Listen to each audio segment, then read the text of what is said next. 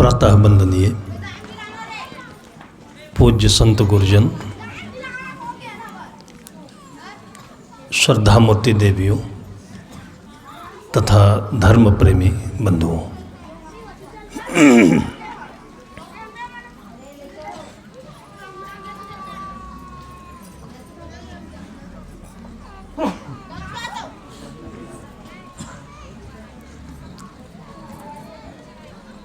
सद्गुरु कबीर देव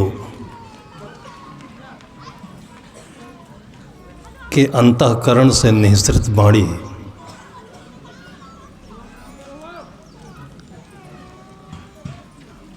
पूरे अध्यात्म जगत का मक्खन है।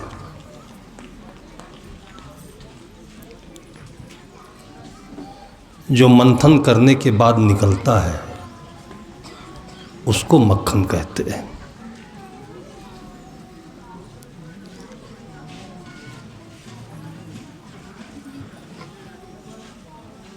और सद्गुरु कबीर साहब ने उसको बीजक नाम दिया है। बीज शब्द से बीजक शब्द बनता है। बीज में आम तो नहीं दिखता है लेकिन होता है। आम ही नहीं होता है, उसमें आम का पूरा पेड़ होता है। उस पेड़ में तना होता है, डालियाँ होती हैं, पत्ते होते हैं, फूल होता है, तब आम आता है।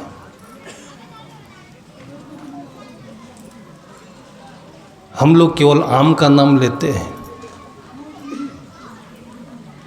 लेकिन केवल आम ही लाभदायी नहीं होता है। जो आम के पूरे वृक्ष की सेवा करता है वो सेवा भी लाभदायी है। आम खाने वाला बीमार भी पड़ सकता है। पैसा है, 2 किलो 4 किलो 10 किलो आम खा लिया, तो जो आम अच्छा होता है वही खराब हो जाएगा। और जो लोग केवल पैसे के भरोसे चीज़ खाते रहते हैं वो सब बीमार होते हैं।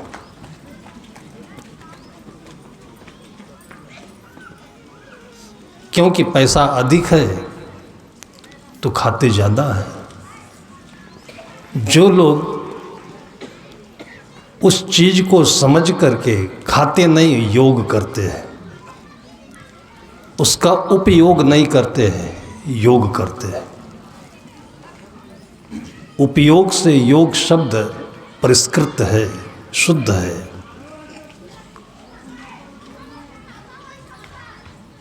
भीतर भूख हो और बाहर वो चीज हो और श्रद्धापूर्वक नमन करके भावपूर्वक जब उससे हम जोड़ते हैं तो इसको योग कहा जाता है। खरीद के खा लेना उपयोग है, योग नहीं है।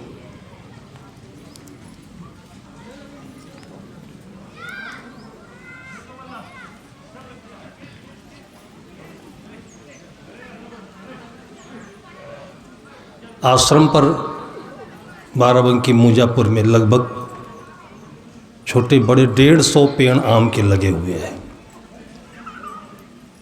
बहुत प्रजाति के हैं, छोटे बड़े। कोई पकने के बाद पीला हो जाता है, कोई सिंदूरी हो जाता है, कोई हरा ही रहता है। संत आए, आम के फल तोड़े नहीं जाते, गिरते हैं तो उठा के खा लिए जाते हैं। तो उनको लगा कि आम तो बहुत है, खाने वाले कम हैं, तो रोटी खाना बंद कर दिए, दाल खाना बंद कर दिए, सब चीज़ बंद कर दिए, आम ही आम खाने लगे।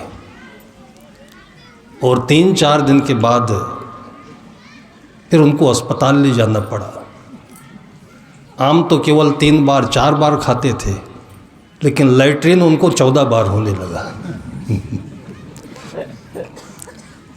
योग नहीं किया ना, उपयोग किया, फ्री में मिल रहा है। जिसने आम का पेड़ लगाया है वो खाने में नहीं, खिलाने में बहुत खुश होता है। जिसके घर में भोजन बना हो और जिसने बनाया हो, जब कोई खाता है तो रस उसको मिलता है जिसने बनाया है, जो खिला रहा है। ये पूरी दुनिया की संस्कृति में सबसे बड़ा अनुसंधान है, जिसको भारतीय संस्कृति कहा जाता है। इसलिए हमें गर्व है इस अनुसंधान पर। महाभारत में आख्यान आता है, आप लोगों ने सीरियल में देखा होगा। पांडव अज्ञातवास में थे और द्रौपदी रसोइया भी थी, व्यवस्थापिका थी, भोजन बनाकर तैयार बैठी थी।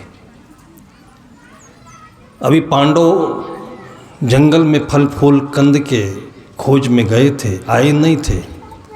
तभी तक बीच में एक संत आ गए, ऋषि आए, उनको आसन दिया, बैठाया और बैठने के बाद हालचाल पूछा जाता है, बातचीत की जाती है आज की सभ्यता में। लेकिन पुरानी सभ्यता में हम लोगों ने गांव में देखा है तो सबसे पहले आसन दिया जाता है। इसके बाद तो उच्च संस्कृति में, उच्चतम संस्कृति में है कि चरण भी पखारे जाते हैं। छत्तीसगढ़ में मैंने देखा है, अब वो भूल गए होंगे लोग, साहवाड़ा गांव है एक कांकेर की तरफ। आज से लगभग 25-30 साल पहले की बात है। जितने संत और जितने भक्त होते थे सबके पैर धोए जाते थे और भोजन के समय सबके लिए 2-2 पाटले, एक बैठने के लिए, एक सामने थाली रखने के लिए। ये परिपाटी कभी रही होगी, धीरे धीरे बंद पड़ गई। हमारे घर में जो अतिथि आता है, कितनी खुशी होती रही होगी उनके मन में, जिन्होंने परंपरा को संजोया है। द्रौपदी बैठी थी, कुछ उनसे बोलती, उनके चेहरे को देखकर उन्होंने पढ़ लिया कि ऋषि तो बहुत दिन से भूखे लगते हैं। ये शिक्षा का सहारा है। शिक्षा वो नहीं है जो किताबों के कागजों के अक्षरों को पढ़ने का ज्ञान देती है, लेकिन सोच यही है, इस शिक्षा से और गहराई पर चलिए, आपको फायदा होगा। लेकिन ये बात कहने पर जो पढ़े लिखे लोग हैं, उनके गर्व पर, मेहनत पर चोट लगती है। बहुत बड़ा नुकसान हो रहा है केवल कागजों के अक्षरों को पढ़ने के बाद।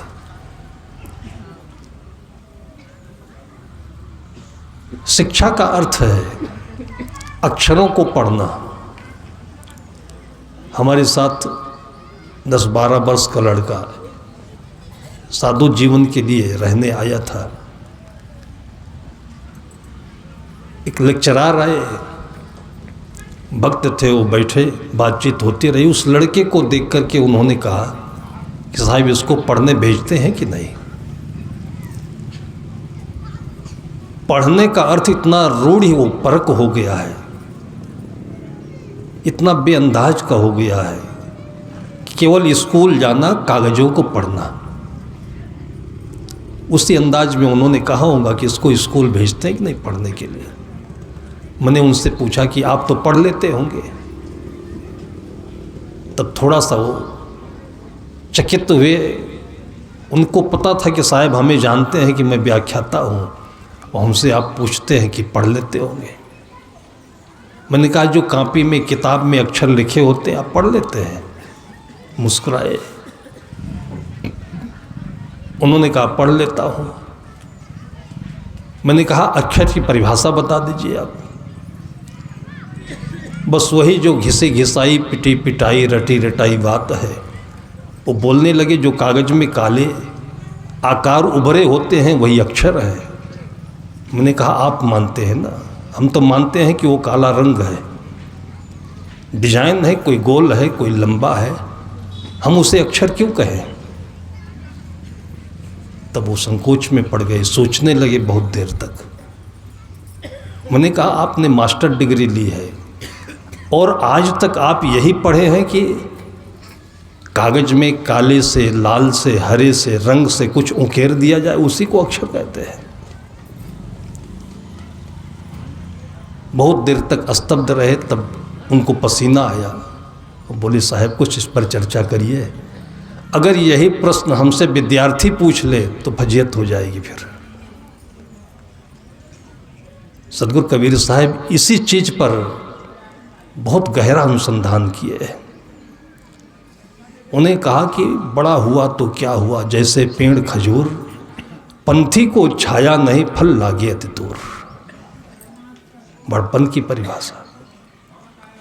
पढ़ने के लिए भी उन्होंने कहा कि पढ़े लिखे क्या कीजिए मन बौरा हो, अंत बिलैया खाए समझ मन बौरा हो। चालाकी, चोरी, दुष्कर्म, भ्रष्टाचार किसके लिए क्यों हो रहा है ये? जब सबको ये पता है, डॉक्टर बताता है कि 2 रोटी से ज़्यादा मत खाइए, घी लगाकर बिल्कुल मत खाइए। ऐसा थोड़ी है कि डॉक्टर घी लगाकर खाएगा तो पच जाएगा और दूसरों को बोल रहा है कि घी लगाकर खाओगे तो बीपी बढ़ जाएगा। जब रोटी में घी नहीं लगा सकते हैं तो 3-3 लाख रुपए की सैलरी मिल रही है, तो फिर क्यों कमा रहे हो? क्या करोगे उसको? मृत्यु की याद नहीं आती है। अपने ही सामने कितने लोग जवान हुए, कितने बूढ़े हुए, कितने चले गए शमशान पर। इसको नहीं पढ़ रहे हो। ये पढ़ने की चीज़ें नहीं है। ये केवल कागज के उन काले टेढ़े मेढ़े डिजाइनों को पढ़कर अक्षर बताते हो। बहुत देर के बाद, चूंकि वो भक्त थे, संतों का काम है भक्तों की जिज्ञासा पर, मैंने कहा अक्षर का मतलब होता है आधनक्षर। संस्कृत में क्षर शब्द का अर्थ होता है जिसका नाश हो जाता है, मिट जाता है। उसमें आ उपसर्ग लगाया जाता है, तब अक्षर शब्द बनता है, जिसका अर्थ होता है जिसका कभी नाश नहीं होता है, उसे अक्षर कहते हैं। वो आत्मा है, वो भावना है, वो भीतर की चीज़ है, वो बीज है। बीज कभी नाश नहीं होता है और उसी का नाम बीजक है। अभी बड़ा अच्छा लग रहा था, ध्यान से हम संत गुरुजनों की वाणी सुन रहे थे। साहब नादिया से आए हैं, एक साहब बिहार से आए हुए हैं, हम बीच से आए हैं बाराबंकी यूपी से। अभी हमारे तीनों के बीच में कुछ बातचीत नहीं हुई है कि मंच पर क्या बोलना है, सलाह कर लें, कोई सब्जेक्ट बना ले। जैसे कि प्री प्लानिंग होती है, लेक्चर देने आता है स्कूलों में प्रोफेसर, वैसा हम लोगों का काम नहीं होता है। यहाँ बैठने के 10 मिनट पहले कोई पूछे कि क्या बोलना है, तुम नहीं बता सकते, क्योंकि ये अक्षर बोलता है, हम नहीं बोलते हैं। और मैंने देखा कि कल से आज तक तीनों लोग जो बोल रहे हैं वो एक ही आशय की बात है। बीच में चर्चा चली बीजक की कि साहब बीजक से बोलिए, व्यवहार की बातें क्या बोलते हैं। सदगुरु कहते हैं कि पढ़े लिखे क्या कीजिए मन बौरा हो, अंत बिलैया खाए समझ मन बौरा हो। जब रोगी हो, नींद ना आती हो, बेचैनी हो, घर में झगड़ा हो, आचार विचार सब भ्रष्ट हो, तो बीजक का अर्थ क्या रहेगा फिर? बीजक को समझा ही नहीं गया कि बीजक क्या कहता है। और हमने उसको यही समझा कि जो वेंकटेश्वर प्रेस में पहले पहले छपी, बनारस में छपी, इलाहाबाद में छपी, सफ़ेद कागज पर जो काले काले डिजाइन बने हैं वही बीजक है। आज भी उसी रूढ़ी में जिसको सदगुरु कबीर साहब पूरे जीवन भर 120 साल तक खोदते रहे, मिटाते रहे, और उसी में उनका शिष्य आज मोड़ गाड़ करके पड़ा हुआ है, कहता है बीजक नहीं बताते हैं।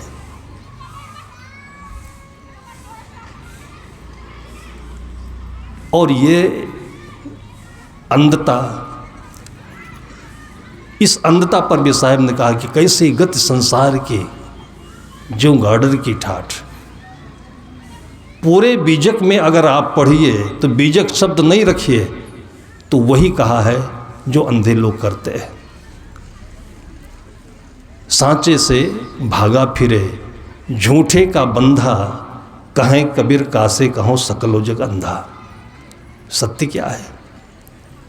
सत्य यही है कि आपके मन में शांति हो, शरीर में स्वास्थ्य हो, घर में कलह नहीं हो, और आप ये तब बना पाएंगे जब अपने जैसे दूसरों को भी अच्छा व्यवहार देंगे, दूसरों के साथ आचार विचार अच्छा होगा आपका, तब मन बढ़िया होगा। उसी को कर्म संस्कार कहते हैं। वही आगे चल कर के बीज बनता है और उसी का फल हम भोगते हैं। इसलिए संत महापुरुषों ने, ऋषि मुनियों ने जो कुछ कहा था उसके बीच में जो गलतियां आई, अंधता आई, उसको फिर से सदगुरु कबीर साहब ने साफ किया। उसका नाम बीजक है। जाति पर साहब ने बहुत कहा, तो क्या ऐसे लगता है कि केवल साहब ने जाति पर कहा होगा? जाति कोई चीज़ नहीं होती है। साहब कहते हैं कि गुणिया तो गुण ही गहे, निर्गुणिया गुण ही घिनाए। बैल को दीजिए जाए पर क्या फूजे क्या खाए। साहब कहते मानुष तेरा गुण बढ़ा, मांस ना हुए काज। सदगुरु कबीर साहब के समय में जो पढ़े लिखे लोग थे बोल लेते थे। कल के सत्र में इसलिए हमने कहा कि केवल बोलना एक बहुत बड़ी कला नहीं है, विद्वत्ता नहीं है, साधुता नहीं है। और यही बोलना सीखकर यहाँ से गए तो घर बर्बाद है। फिर साहब कहते बोलत बोलत बाढ़ बिकारा। बोलना कासेर बोलियो भाई, बोलिए भाई, बोलत ही सब तत्व नसाइए। मिल ही संत बचन दुई कहिए, मिलई असंत मौन होई रहिए। जो पात्र हो, अच्छा हो, उसके सामने बोलिए, नहीं तो मौन रहिए। और बोलिए तो प्रतिक्रिया में मत बोलिए, आत्मा से बोलिए, प्रतिक्रिया में नहीं बोलिए। और पूरे दिन भर हम प्रतिक्रिया में ही बोलते हैं, लायक की बात नहीं बोलते कि बच्चे का भविष्य सुंदर हो, हमारा वातावरण सुंदर हो। आत्मा से जो चीज़ निकलती है वो शब्द है। और उसी को सदगुरु कबीर साहब ने कहा तो बाद में बीजक बना। बीजक वो ग्रंथ है जो नहीं था तो भी सदगुरु कबीर साहब थे। बीजक की रचना तो सदगुरु कबीर साहब के 35, 40, 50, 60 की उम्र के बाद में हुई होगी। सदगुरु विशाल देव ने विशाल बचनामृत की रचना 55-60 वर्ष की उम्र के बाद की है। तो हम विशाल बचनामृत अगर माने तो उससे पहले जो सदगुरु विशाल देव थे वो कहाँ जाएंगे? फिर जब बीजक की रचना नहीं हुई थी, सदगुरु कबीर साहब थे, तो क्या थे फिर वो? फिर उनको नहीं मानना चाहिए क्या? अगर बीजक को ही आप मानते हैं तो सदगुरु कबीर साहब को कौन मानेगा? सच बात यह है कि सदगुरु कबीर साहब सत्य के अवतार थे। उन्होंने सत्य को सबसे अधिक वरीयता दी और वो सत्य पहले भी था। उस सत्य में उसके चारों तरफ जो गंदगी इकट्ठा हो जाती है उसको उन्होंने साफ किया। और बीच बीच में सभी संत महापुरुष इसका प्रयास करते हैं, जैसे कि आप सब करते हैं। बीजक शब्द से इतनी मूर्खता क्यों आनी चाहिए? वो ज्ञान का मक्खन है। सदगुरु कबीर साहब ने जाति पर अगर कुछ कहा है तो जो वाल्मीकि ने रचना की है उन्होंने नहीं कहा। और वाल्मीकि किस जाति के थे? पूरे भारतीय समाज ने वाल्मीकि को सिरमौर माना है। आज तक उनकी पूजा होती है। कोई एक जाति पूजा करती है उनकी क्या? और वाल्मीकि किस जाति के होते हैं? यदि आज के जात से तुलना की जाए तो जिसको भंगी कहा जाता है उसको वाल्मीकि कहते हैं। अगर उस समय जाति की धारणा थी तो वाल्मीकि को लोगों ने जगत गुरु क्यों माना, आदि कवि कैसे माना, रामायण का रचयिता कैसे माना?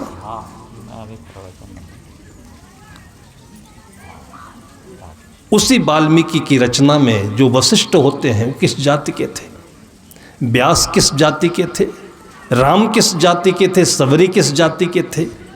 इनका एक दूसरे से कितना सम्मानजनक संबंध है, कितना प्रेम है, कितनी भक्ति है, ये नहीं दिखता क्या?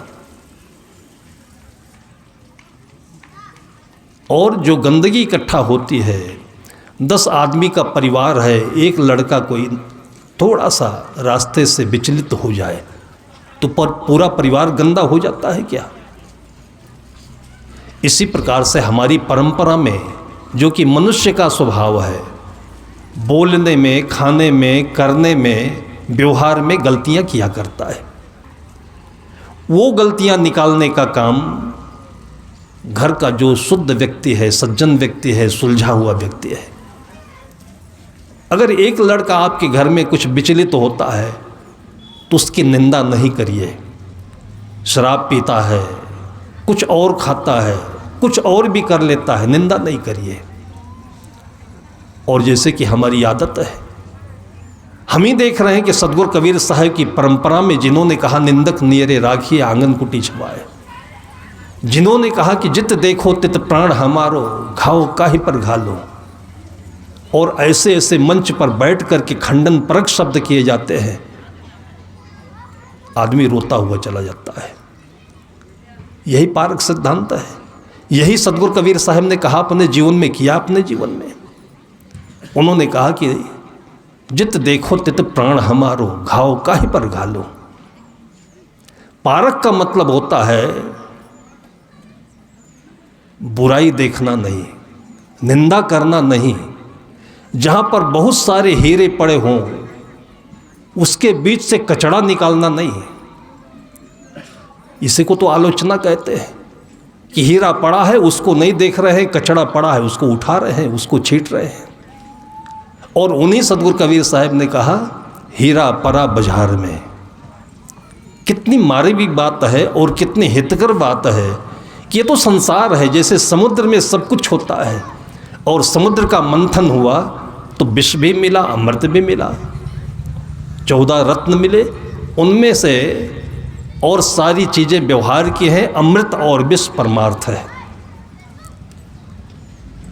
जो हमारी मानसिकता में ऋणात्मकता है वो जहर है, और जो हमारी मानसिकता में धनात्मकता है, पॉजिटिविटी है, वो अमृत है। आपकी नज़र कैसे है, आपका दृष्टिकोण कैसे है कि गाली में भी आप क्या आशीर्वाद देख सकते हो, समझ सकते हो, और जो अच्छी अच्छी बातों में भी गाली ढूंढ रहा होगा तो उसको अमृत कैसे मिलेगा? समुद्र का मंथन हुआ, ये संसार समुद्र है, इसमें जहर भी है, इसमें अमृत भी है। ये तो सामान्य लोगों की आत्मा में मैंने देखा है। गांव में लड़का बीएससी कर रहा था, रात में देर तक पढ़ता था, जिसके बाद बहुत काम है, गृहस्थी भी है, अपने जीवन का झंझट भी है। उसके लिए दिनचर्या, नियम, ये सब कोई मायने नहीं रखते। वो तो अवसर देखता है, जब अवसर मिले तब सो जाओ, जब अवसर मिले तब पढ़ लो, जब अवसर मिले तो घर का काम भी करना है। सुबह देर से उठता था। उसका पिता कमज़ोर भी था, थोड़ा बूढ़ा हो गया, 60-65 का। उसको गाय का, पशु का गोबर निकालना पड़ता था, चारा काटना पड़ता था, खिलाना पड़ता था, खेतों में जाना पड़ता था। तो बेटे को सोता हुआ देख करके बोलता था, साले कुंभकर्ण बना सो रहा है, आज मैं जिंदा हूँ, मेहनत कर रहा हूँ, खा लो, और नहीं तो तुमको सड़क पर घूमोगी, कोई भीख नहीं देगा तुमको। जब जोर जोर चिल्लाता था पिता, तब बेटा उठता था और उसके बाद जाकर सीधे पिताजी के पैर पांव पर गिर जाता था और अपने सिर में लगा करके फिर गोबर उठाने लगता था। ये रोज की आवाज़ है, ये उसके लिए रोज की आवाज़ है। पास पड़ोस के लोग जो सुनते थे वो पिता की गाली को वो दहल जाते थे। वो कहते थे कि पिता है कि कसाई है ये, ऐसी गंदी बात बोलनी चाहिए, रोज शराब देता है सुबह सुबह उठ करके ये। लेकिन उस बेटे ने कभी भी प्रतिक्रिया नहीं की, क्योंकि वो बुद्धि में नहीं बसता था, आत्मा में बसता था। बुद्धि तो गणित है ना, और गणित में ये चार हमेशा रहते हैं। आप लोगों के मैथमेटिक्स के सिलेबस में कहीं नहीं पढ़ाया गया होगा कि गणित केवल कागज़ों पर दुनिया में ऑफिसों में प्रयोग करते हैं, लेकिन गणित जिंदगी की भी चीज़ है, घर की भी चीज़ है। गणित में कौन चार चिन्ह है? एक धन होता है, दूसरा ऋण होता है, तीसरा गुणा होता है, चौथा भाग होता है। आपने कभी सोचा इसके क्या अर्थ हो सकते हैं? तुम गणित जिंदगी पर पढ़ते रहो, लेकिन फायदा क्या हुआ पढ़ने का? फायदा यह है इसका कि ये चार प्रकार के लोग जहां भी आप रहोगे आपके साथ हमेशा रहेंगे। एक धन वाला होता है, कैसा भी हो, उल्टा सीधा, माँ से हो, पिता से हो, पत्नी से हो, बेटों से, सबसे जुड़ा ही रहता है, सबको मैनेज कर लेता है वो। ये धन का मतलब है, ये स्वभाव में होता है। और उसको आगे रख करके उसको हमने भगवान राम कहा, मैनेज किया उन्होंने। उसी रामायण को पढ़ करके बाल में खाल निकालने वाले भी हमारे बीच में बैठे हैं, रात दिन उसी की कीचड़ को निकाल कर उछाला करते हैं। और साहब कहते कि हीरा परा बाजार में रहा छार लपटाए, कहते ही मूर्ख पच में कोई पारख लिया उठाए। आपको मतलब हीरा से है कि कचड़े से है? राम ने पूरे जीवन में जहां जहां गए हैं, अब इसको आप एक कहानी समझिए, उदाहरण समझिए। किसी भी सत्य वस्तु को समझाने के लिए कुछ न कुछ तो प्रत्येक सामने रखना पड़ता है। तो वाल्मीकि जी ने इसको रख दिया, उसमें से जो उपयोगी है और जो योग करने लायक है उसको रखिए। और उसमें सबसे बड़ा व्यक्तित्व यही है कि राम हर जगह अपने को मैनेज करने की कोशिश करते हैं, और जहाँ कमी रह जाती है वो हर एक मनुष्य में, जिसको बाल सुलभ स्वभाव कहते हैं, मानवता की कमजोरी कहते हैं, कि मनुष्य जीवन धारण करके ये कमजोरी सब में हो सकती है, उससे बचना और जो इसमें अच्छाइयाँ हैं उसकी ओर आगे बढ़ना। और इसी को हमारे वेदों में, उपनिषदों में कहा गया, असतो माँ सद्गमय। केवल सत्य नहीं, असतो माँ, असत्य से सत्य की ओर चलना है। तमसो माँ ज्योतिर्गमय, मृत्योर माँ अमृतम गमय। ताल ठोक करके आप केवल सच लेकर चल रहे हो, सच मिलेगा कहाँ? ताल ठोक करके आप चल रहे हो कि मुझे हीरा ही चाहिए। दुनिया में कोई खदान है कि जहाँ पर केवल हीरा बनता हो? हीरा तो आप पन्ना जाइए मध्य प्रदेश में, और बड़े बड़े पहाड़ जब खोदे जाते हैं, लाखों टन मिट्टी पत्थर निकाल दिए जाते हैं, तब बीच में कहीं हीरा मिलता है। और आप जहाँ पर 99 हीरा पड़ा हो और एक कंकड़ हो, कंकड़ उठा लेते हो, हीरा छोड़ देते हो। पारख का मतलब होता है जो पाने योग्य हो, पा धन रख। जो पाने योग्य है उसको रख लीजिए, अथवा जो रखने योग्य है उसको पा लीजिए। ये जिंदगी का पारख है। ये राम हर जगह मैनेज करने की कोशिश करते हैं, और उसको कहते हैं प्लस। हमेशा प्लस में जाइएगा, हमेशा आप उत्तरोत्तर प्रगति में जाइएगा। हर जगह सम्मान मिलेगा, हर जगह आवभगत होगा, हर जगह। कहते नहीं कि उस दुकान पर जो बैठता है तो दुकान तो दौड़ने लगती है, उसके हाथ में जादू है। कोई कोई ऐसा चमत्कारी व्यक्ति आपको मिलता होगा, घर में बेटी है, जब से जन्मी है घर में सब कुछ बढ़ता चला जा रहा है। इस ऑफिस में जब से वो आदमी आया हुआ है तब से देखिए काम कितना सुंदर ढंग से मैनेज हो रहा है। और ये चमत्कार कहाँ से पैदा होता है? उस संबंध का नाम है धन। लेकिन इतने की ही आशा आप रखें परिवार से, मेंटलिटी में, और इसी मेंटलिटी में आप शादी करेंगे, बच्चे पैदा करेंगे, तो उल्टा हो जाएगा फिर। क्योंकि धन के साथ ऋण भी होता है। और आपके समाज में ऐसे भी व्यक्ति होंगे जो हमेशा खींचतान मचाए रखेंगे। आपको घसीटेंगे। आप पूरब जाना चाहते हैं, वो पश्चिम की बात बताएंगे। लेकिन उनसे भी भागना नहीं है। जो धन वाला व्यक्ति होता है उनसे भी जुड़ जाता है। और उसके बाद घोड़ा वाला मिलेगा। तो मंथरा को तो आपने देखा ही है, कितना घोड़ा भाग करके रामायण की रचना कर दी उसने। वो आपके घर में कोई उस जमाने की मंथरा थोड़ी है, आज भी मंथरा है। और वो मंथरा को भी भगवान श्री राम ने स्तुति ही किया है, कहीं निंदा नहीं की उसकी, न कैकेयी की न निंदा की। तो क्या बेजा है, क्या बुरा है। और उसके बाद भाग मिलता है कि तमाम ऐसे लोग होंगे जो आपके साथ रहेंगे तो लगेगा कि आपके साथी हैं, लेकिन आपको जहाँ फ़ायदा होगा वहाँ कुछ न कुछ वो हिस्सा बटा लेंगे आपका, करेंगे कुछ नहीं। लेकिन उनका भी हक होता है। जैसे चूहे होते हैं, चूहे कुछ करते थोड़े हैं, पूरी रात दौड़ा करते हैं। ऐसा लगता है कि नेशनल हाईवे गडकरी जी का यही बता रहा है, इन्हीं को ठेका मिला है। खाने की उनको कितनी चाहिए, थोड़ा सा खाएं तो चूहे से किसी को कोई बैर नहीं होता है। लेकिन पूरी रात दौड़ता रहता है और दिन में पता नहीं चलता कहाँ है ये। इस प्रकार से ये जो गणित के 4 संबंध बनाए गए हमारे जीवन के संबंध है।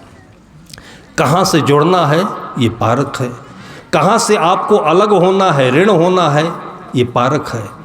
और कहाँ गुणा कर देना है, जैसे आप कोई बिजनेस करते हैं, कोई एक पौधा लगा देते हैं, वहाँ से आपको गुणात्मक स्तर पर वृद्धि मिलती है। लेकिन इसको कोई पढ़ाता नहीं है, और पढ़ाता भी है तो कोई याद नहीं करता है। आज देखिए 20-25 वर्ष बच्चों का जन्मदिन ऐसे मनाया नहीं जाता था। हमारे यहाँ तो परंपरा है कि अपने हम पूर्वजों को याद करते हैं। उनको याद करने की खातिर ही पूरे साल भर में एक पितृपक्ष आता है कोई दुनिया की किसी संस्कृति में ये पर्व? हमारे भारत की संस्कृति के जितने पर्व हैं उन्हीं की व्याख्या कर लीजिए, बीजक मिलेगा आपको।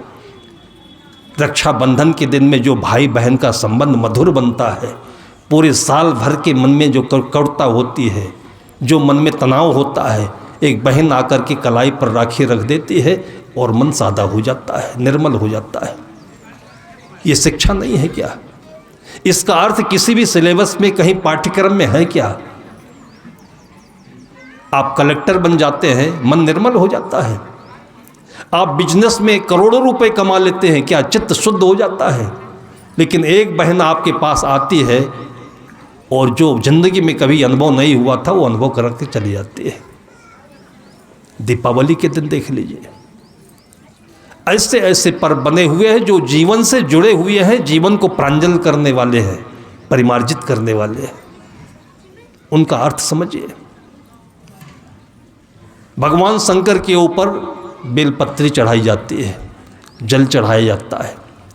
हजारों वर्ष पहले की परंपरा है, जिस समय कागज नहीं होते थे, ताड़पत्र भी नहीं होते थे, तो अपनी इस ज्ञान को ऋषि मुनियों ने लोगों के अंतःकरण में कर्मकांड के रूप में गुम्फित कर दिया कि ये चलता रहेगा तो कभी न कभी तो कोई अर्थ निकालेगा इसका। सुबह उठते ही सबको 1 लोटा पानी पीना चाहिए। इतना सीधा सरल अर्थ भी आज नहीं निकाल पा रहे हैं और सीधे हम उसको तोड़ ही देते हैं। वो ऐसे हुआ कि जैसे हमारी एक उंगली में थोड़ा सा दाना निकल आया, फिर पस आने लगा, फिर वो ज़्यादा पक रहा है। अब अंगुली ठीक करने के बजाय अंगुली को ही काट दिया हमने, तो अंगुली कट गई तो रहा क्या अपने पास? फिर बेलपत्री चढ़ाई जाती है। शिवरात्रि के दिन हमने बचपन में देखा है कि बड़ी श्रद्धा के साथ लोग बेलपत्री है, बेर के फल हैं, गन्ना है, ये सब चीज़ें चढ़ाई जाती है। और आज इसी के अभाव के कारण ही करोड़ों करोड़ डॉलर का पेन किलर खा करके आदमी मर रहा है, किडनी खराब हो रही, लीवर खराब हो रहा है। अगर आलोचना करना हो तो आज के युग की जो कमियां हैं, जिसमें लोगों का मन भटक रहा है, ठगा जा रहा है, उसको देखिए आप। और लोग कहते हैं कि जैसे मरे सांप को पीट रहा है आदमी, आज भी हम लोग ज्ञान कथा के नाम पर मरे हुए सांप को ही पीटते जा रहे हैं। 600 वर्ष पहले जो बातें कही गई बहुत सारी ऐसे आज की चीज़ें हैं कि तब नहीं थी, तब रेप नहीं था। उस समय बहुत सारी ऐसे समाज की आज की बुराइयां हैं, तब नहीं थी, और उसको सदगुरु कबीर साहब ने नहीं कहा। हम आज हैं सदगुरु कबीर साहब की दृष्टि ले लिए, और आज भी हम 600 साल पहले की बात देख रहे हैं, और आज की बात फिर 600 साल बाद कोई देखेगा तो आज के लोगों को मिलेगा क्या फिर? हम दिन भर में 10 गिलास पानी पीना आज नहीं याद करते हैं। और ये हम टटोली हुई बात रिसर्च करके ये बात बताता हूँ कि 10 में से अगर मैं पूछता हूँ तो 2 लोग मुश्किल से मिलते हैं जो बोलते हैं कि इतना पानी पीता हूँ, पीना चाहिए। और ये हम बताएं तभी का ज्ञान थोड़ी है, ये तो स्वतः स्फूर्त ज्ञान है। यही आपके छत्तीसगढ़ में नगरी क्षेत्र में गांव में था, मैं छिपली में, आंगन में बच्चे बैठे और ऐसे ही जहां बैठे बातचीत होने लगी, वही सत्संग है। अब बच्चों से हम कैसे उनका दिल लें, उनको दिल दें, तो उनके सिलेबस की बात, उनके कोर्स की बात पूछता पूछता पर ने पूछा कि अच्छा ये बताओ बच्चों कि दिन भर में कितना पानी पीना चाहिए, दिन भर में कितना पानी पीना चाहिए। और इसको पूछो तो जो पढ़े लिखे इंजीनियर हैं, डॉक्टर हैं, इनको भी थोड़ी देर दिमाग से सोचना पड़ेगा। जो सुने सुनाए हैं वो तुरंत बता देते हैं। उस बच्चे ने सोच विचार कर कहा कि 9 गिलास पीना चाहिए। 5-7 बच्चे बैठे थे, एक बच्चे ने बताया कि 9 गिलास पीना चाहिए। मैंने कहा उत्तर तो तुम सही बता रहे हो, लेकिन इसका तुम गणित बताओ कि ये 9 गिलास ही तुम कैसे बता रहे हो। ये उस बच्चे की बात है जो 7वीं क्लास में पढ़ता था, और शायद हमसे पहले किसी ने प्रश्न नहीं पूछा होगा, और सिलेबस में ये बात कभी आती नहीं है। स्वाभाविक रूप से उसने कहा साहब मैं भूगोल पढ़ता हूँ। भूगोल के नक्शे में मैंने देखा है कि पूरे भूमंडल में 3 भाग पानी है, 1 भाग पृथ्वी है। उपनिषदों का सूत्र है यथा पिंडे तथा ब्रह्मांडे। जो पूरे ब्रह्मांड का नियम है वही नियम हमारे शरीर में भी लागू होता है, वही अनुपात है, वही तत्व है। इसलिए कहा जाता है जो भीतर है वो बाहर है, जो बाहर है वो भीतर है। उसने इतना सुंदर लॉजिक बताया कि 3 हिस्सा हमारे पूरे भूमंडल में पानी है, 1 हिस्सा केवल पृथ्वी है। हम 3 बार खाते हैं, इसलिए 3 गुणे 3 बराबर 9 गिलास 9 बार पानी पीना चाहिए हमको। यह उस बच्चे का उत्तर है जिसने पीएचडी नहीं किया, जिसने कभी यह प्रश्न सुना भी नहीं। ये अंतर्ज्ञान है। इसलिए सदगुरु कबीर साहब कहते हैं कि जन्मजात बच्चा मुक्त होता है, ज्ञानी होता है। बोलत बोलत बाढ़ विकारा, जितना हम बोलते जा रहे हैं उतने ही मूर्ता बढ़ती जा रही है, संप्रदाय बढ़ते जा रहे हैं, भाग बढ़ते जा रहे हैं। दुनिया में अगर लोग नहीं बोलते होते तो न क्रिश्चियनिटी आती, न इस्लाम आता, न हिंदू आता, सब इंसान होते। ये बोलने का कारण ही तो ये सब बटे जा रहे हैं, और फिर भी बोलने पर ही हम जोर देते जा रहे हैं। और यही एक गलती आज हम भी आप लोगों से कर रहे हैं, क्योंकि हमारी भी बोलने की आदत है। इसलिए हम केवल बीजक पर नहीं, बीजक के उन काले अक्षरों पर नहीं, बल्कि बीजक का जहाँ से जन्म हुआ वहाँ बैठ कर के बोलते हैं। क्योंकि वो पारख, वो ज्ञान, वो सोच, वो विचार उन सद्गुरुओं के पास में आकर के मिला है जो सदगुरु कबीर साहब की परंपरा को लेकर आज तक चल रहे हैं। आम का मतलब क्या होता है? आम का मतलब ये थोड़ी होता है कि आपकी किताब में जहाँ पर आम की टोकरी रखी है उसको आप खोल करके रखिए। आम का मतलब होता है जहाँ आम का पेड़ है वहाँ जा कर के पत्ते देखिए, तने देखिए, डगालियाँ देखिए, और हो सके तो जन्मदिन के अवसर पर इसको अपने हाथ से लगाइए। पहले जन्मदिन में नहीं मनाया जाता था, पितृपक्ष मनाया जाता था, मातृपक्ष मनाया जाता था। चढ़ते सूरज को नमस्कार करते थे, और एक दिन ऐसा आता है कि अस्त सूरज को भी नमस्कार किया जाता है। छठ की पूजा होती है कि नहीं होती है? भारतीय संस्कृति की परंपरा में पूरे प्रकृति को, जिंदगी के कोने कोने को देखा गया है। और शब्दों में नहीं कहा गया है, कर्मकांड में रख दिया गया है, जो कि पहले के पुराने शब्द हैं, जब शब्द नहीं होते थे। ये शब्द केवल हमारे आपके बीच में तो है, कुत्तों के बीच में नहीं है, गाय के बीच में नहीं है, पक्षियों के बीच में नहीं है। और हमसे आपसे अच्छा जिंदगी जी लेते हैं। दो कबूतरों को कभी लड़ते देखा है आपने? दो हंस के जोड़े होते हैं, कितने प्यार से चलते हैं, कभी उनका झगड़ा देखा है आपने? और पति पत्नी के बीच में केवल शादी के समय वीडियोग्राफी होती है। मैं तो कहता हूं कि जिंदगी भर अपने आप इस जेब में कैमरा रख लीजिए और जिंदगी भर वीडियोग्राफी करिए, और बाद में तुलना करिए कि आपने शादी की थी कि बर्बादी की थी। एक आदमी को नहीं निभा सकते हो, इतना नहीं सहन कर सकते हो जिसके साथ आपने कसम खाई है, और ये बीजक नहीं है क्या? किसी भी बच्चे की आत्मा को पढ़ना, किसी व्यक्ति की आत्मा को पढ़ना, कोई क्रोधित है उसकी आत्मा को पढ़ना, कोई पागल है तो क्या बोल रहा है उसकी आत्मा को पढ़ना, ये बीजक नहीं है क्या? और इसको कौन पढ़ेगा, इसकी कौन सुनेगा? इसके लिए दिल होना चाहिए। और कौन सा दिल है? सतगुरु कबीर साहब का दिल है कि जब लग दिल पर दिल नहीं तब लग सब सुख ना आए। किस पर नहीं कहा उन्होंने। और इससे जो आनंद मिलता है उस आनंद की कोई सीमा नहीं होती है। वो गूंगे का गुण होता है कि उसको हम निकाल करके आपको दे नहीं सकते, और तभी आनंद मिलता है। तभी आदमी सहनशील बनता है, दूसरों की बातों को सुन लेता है, अपनी नहीं सुनाता है, जब जरूरत पड़े तब सुनाता है। द्रौपदी बैठी थी, उसने कहा कि महात्मा जी भूखे हैं, पहले भोजन कर ले। उन्होंने चेहरे को पढ़ लिया, तभी तो पता चला। एक माँ अपनी बेटी से कह रही थी कि बेटी तुम केवल स्कूल में पढ़ती हो, अब तो बड़ी हो गई हो, 10वीं में पहुंची हो, तो थोड़ा हमारी रसोई में मदद करा दिया करो।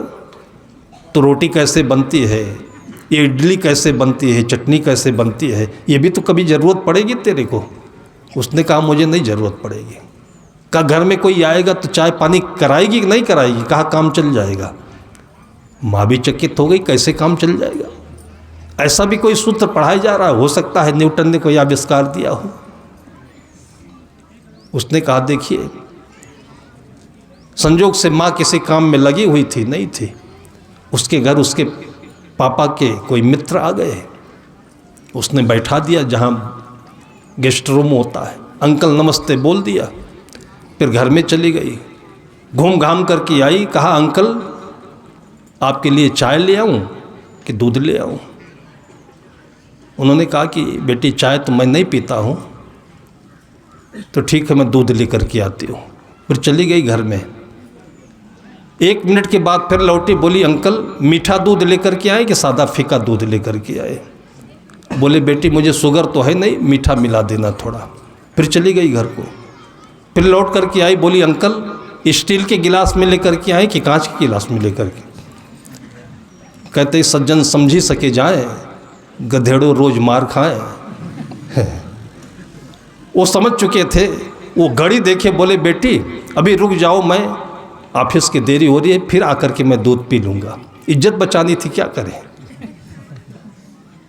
अभी पता नहीं कितनी बार वो घर जाती फिर लौट के आती, इसलिए उन्होंने यही उचित समझा कि बेटी मैं बाद में आकर के दूध पी लूँगा।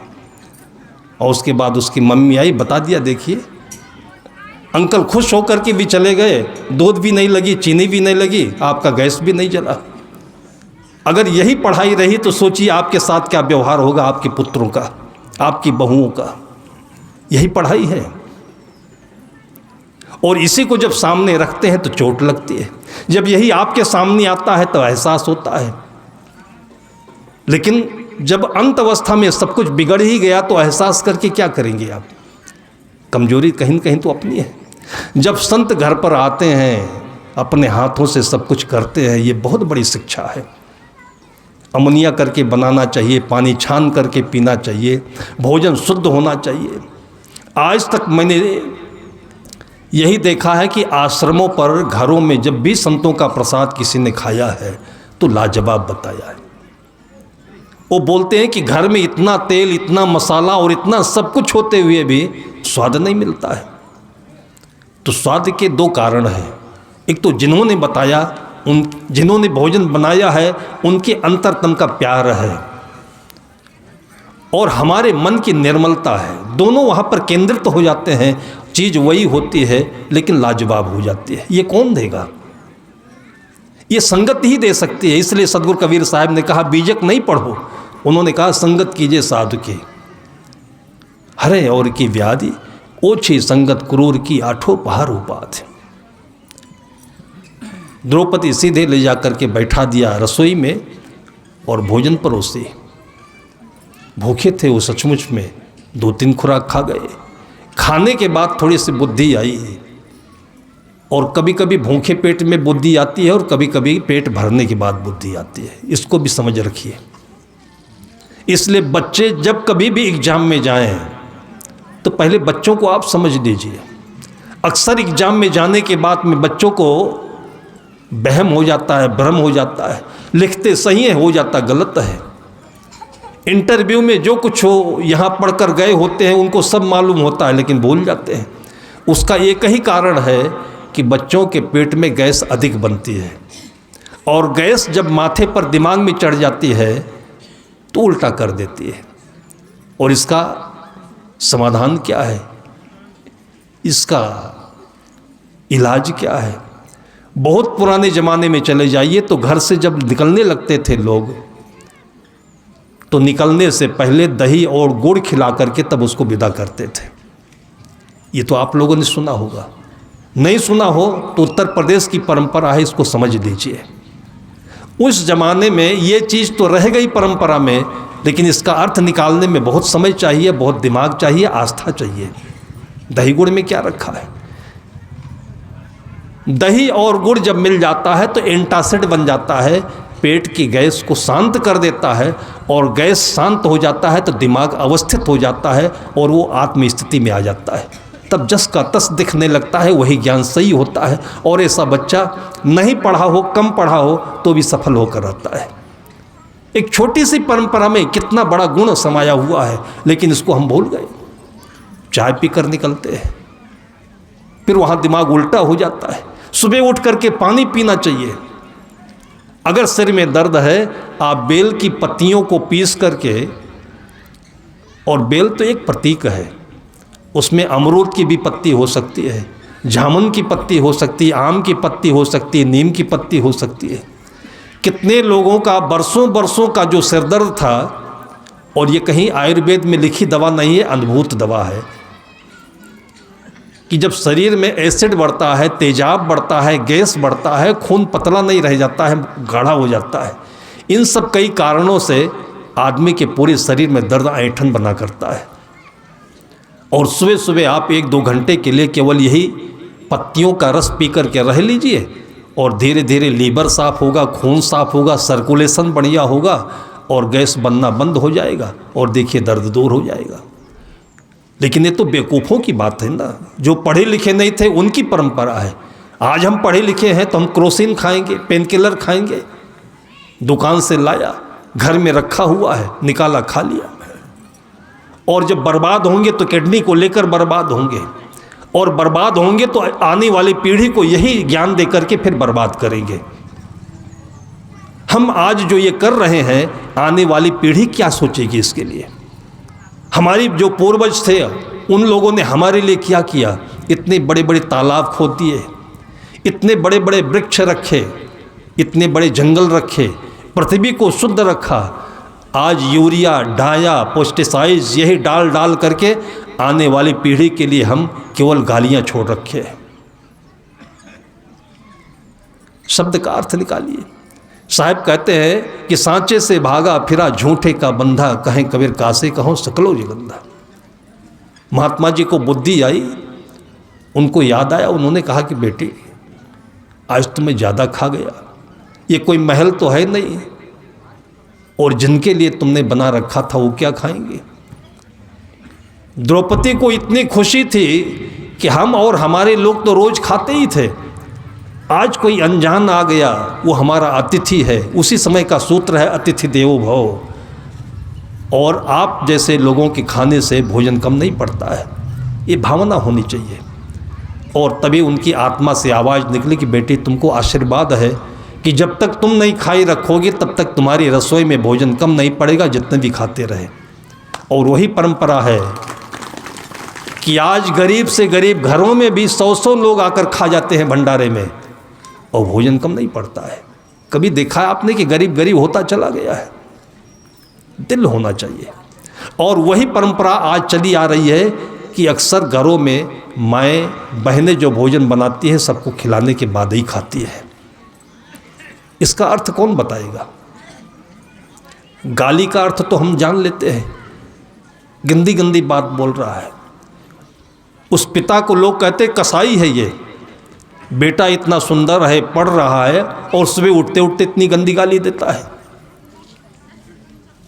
यही गाली सुनते सुनते गाय गोबर भैंस गोबर उठाते उठाते वो लड़का बीएससी कंप्लीट कर लिया। वो महाभारत की बात कही थी और ये मैंने अपनी आंखों देखी बात बताई है।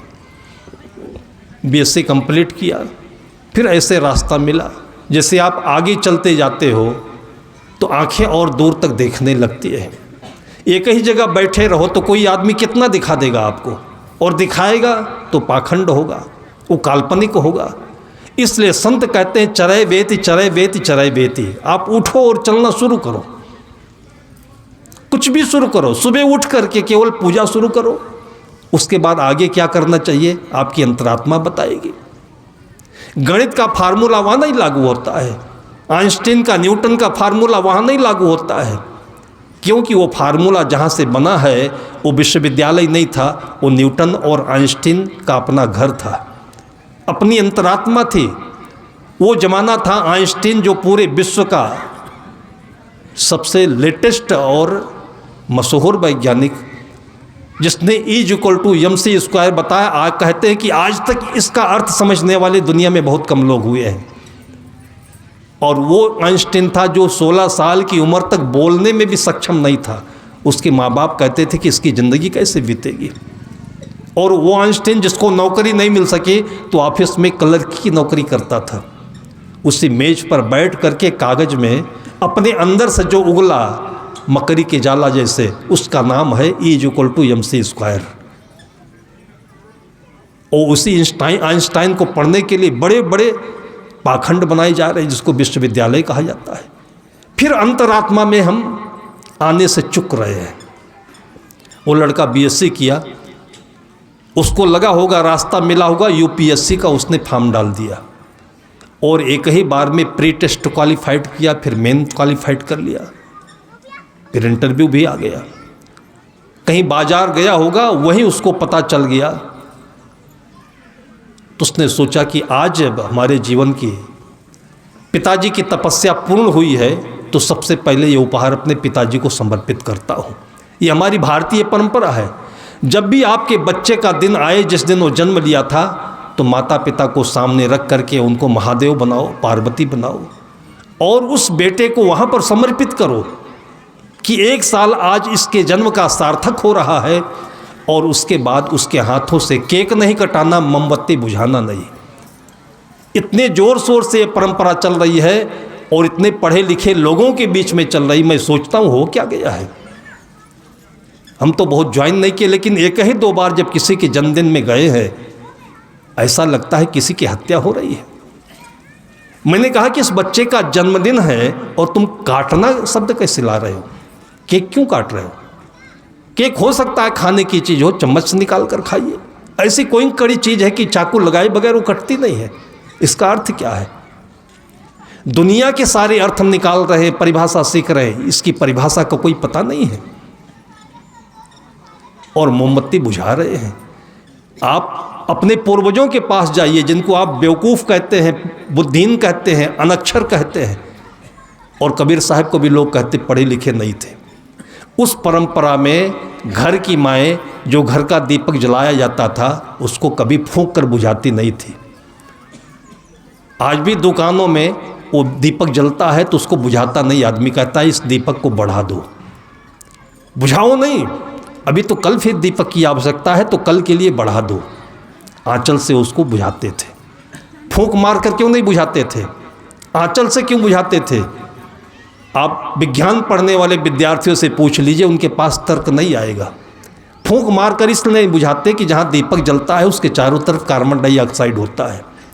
फूंक मारने से पहले हम हवा लेते हैं, ऑक्सीजन चाहिए, तो वहाँ का कार्बन डाइऑक्साइड हमारे अंदर जाएगा जो हमें नुकसान करेगा। और ये चीज़ जो विज्ञान नहीं पढ़े थे वो माएँ बताती थी। अभी भी आपको लगता है कि हमारी माँ बेवकूफ़ थी, हमारे पूर्वज बेवकूफ़ थे? दीपक बुझाइए नहीं, अपने बच्चों से दीपक जलाइए। एक दीपक नहीं, जितने उसके जन्म बीतते जा रहे हैं, इसका जीवन और सफल हो, इसके जीवन में प्रकाश और व्यापक रूप से फैले, उस दिन दीपक जलाना चाहिए। केक काटना नहीं चाहिए। अगर मिठाई है, आपने बनाया है, बच्चों के सामने बनाइए, बच्चे बनाएंगे भी और अपने हाथों से माँ का, पिता का और सबका मुख मीठा भी करेंगे। ये जन्मदिन की सार्थकता होती है। ये बीजक का अर्थ नहीं है। हम लोग तो अंधी प्रवाह में बढ़ते चले जा रहे हैं, वही काली अक्षर फिर पढ़ने पर लगे हुए हैं। इसकी व्याख्या कौन करेगा? वो लड़का यूपीएससी करके आया, क्वालिफाइड करके आया, एक हार ले करके और मिठाई ले करके। वो बाद में आया, उसके घर पर पत्रकार लोग, क्योंकि यूपीएससी क्वालिफाइड करने का मतलब तो जिले में कोई एक आध व्यक्ति होता है, सारे पत्रकार उसके घर पर भीड़ लगा दिया। पिता घबरा गया, वो अनपढ़ था, वो सोचा कि मेरे बेटे ने कुछ गलती की होगी, ये पुलिस आई है, पत्रकार आए हैं, मेरे बेटे को पकड़ने आए हैं। तो यही सबसे वो समझा रहा था कि भाई मेरे बेटे ने कोई ऐसी गलती थोड़ी की है, मैं गाली देता हूँ, डांटता हूँ तो मेरा बेटा है, लेकिन आप लोग क्यों आए हो यहाँ पर? आप लोग बार बार मेरे बेटे को क्यों पूछते हो? मेरे बेटे ने कोई गलती थोड़ी की है। ये उसकी गाली का अर्थ था। और इतने में उसका बेटा आता है भीड़ को चीरते हुए, पिता के गले में हार डालता है, जीत नहीं डालता कि मैं जीत के आया हूँ, हार डालता है और उसके बाद चरण छू करके मुख में मिठाई देता है। और लोगों से पिता पूछते रह जाते कि ये मामला क्या है। मतलब एक निरक्षर व्यक्ति, और वो पहचानने के लिए लोगों से पूछता है कि मामला क्या है, तो लोग बताते हैं कि जिसको रोज़ सवेरे उठकर गाली देते थे ना, ये साले भीख मांगोगे। आज ये जो बना हुआ है कलेक्टर कि लोगों को ये दान पड़ गया, लोगों का पेट भरेगा और आपके जीवन को चांद सितारे पर पहुंचाएगा। ये गाली का अर्थ होता है। अगर गाली का जवाब बेटे ने दिया सीखा होता आज की भाषा में, तो ज़िंदगी बर्बाद हो जाती। इसलिए बीजक का अर्थ जो करना है तो उसको अपनी आत्मा से करे, क्योंकि बीजक तब भी था जब सदगुरु कबीर साहब की आत्मा थी, वहाँ पर पहुँचिए। इसलिए सदगुरु कबीर साहब कहते हैं, सांचे ते भागा फिरे, मूल गहे ते काम है, तय मत भरम बुलाओ, मन सायर मनसा लहर बहे कहूँ मत जाओ। जित देखो तित प्राण हमारो, घाव काहे पर घालो। किसी की आवाज़ सुन करके आप उसकी आवाज़ की तरफ मत दौड़िए, अपनी आत्मा में आइए, उन बातों को रखे रहिए और धीरे से जब आप शांत होंगे तो उसका अर्थ आएगा। महाभारत में एक बहुत सुखद क्षण आए थे, जब भांडावर्त जाने के लिए, पिकनिक के लिए जाना था पांडवों को। वहाँ हनीमून मनाते, आज के ज़माने का कहें तो लाक्षागृह तैयार हुआ था, उसमें जाकर के कुछ दिन रहते, सुखद दिन थे। जाने से पहले एक बहुत बड़ी सभा हुई, उसी सभा में बहुत सारी बातें होती रहती, लेकिन विदुर ने एक प्रश्न पूछ लिया कि बहुत खुशी का उन्माद है लोगों को, तो इनके उन्माद को शांत करने के लिए उन्होंने एक ऐसा वातावरण बनाया प्रश्न पूछ करके। विदुर ने प्रश्न पूछा कि जिस समय सारी दुनिया में आग लग गई हो तो क्या करना चाहिए?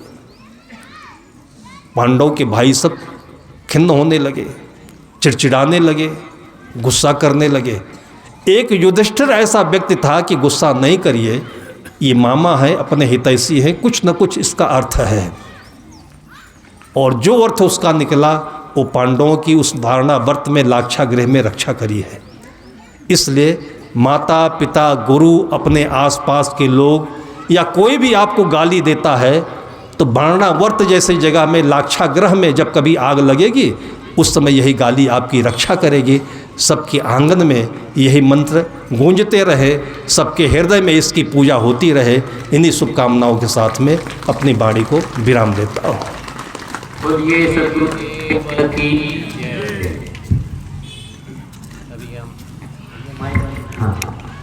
अभी हम पूज्य साहिब जी के द्वारा जीवन की पोथी को समझ रहे थे। बहुत ही सारगर्भित और हृदयस्पर्शी साहिब जी का वचन पूरा हुआ। और ये इस समय का सत्र भी थोड़ा ज़्यादा ही हो गया, क्षमा करेंगे, सबके पेट में थोड़ा चूहा भी कूद रहा होगा। कोई बात नहीं, भाई लोग यहीं बैठेंगे। बहनों के लिए भोजन की व्यवस्था भोजनालय में की गई है। आयोजक मंडल की ओर से संतों का भोजनालय श्री किलेश्वर जी के यहाँ है। संत लोग वहाँ भोजन करेंगे। और जो लोग दूर दराज से आए हैं, संतों से नहीं मिले हैं, तो संतों से आप मिलने के लिए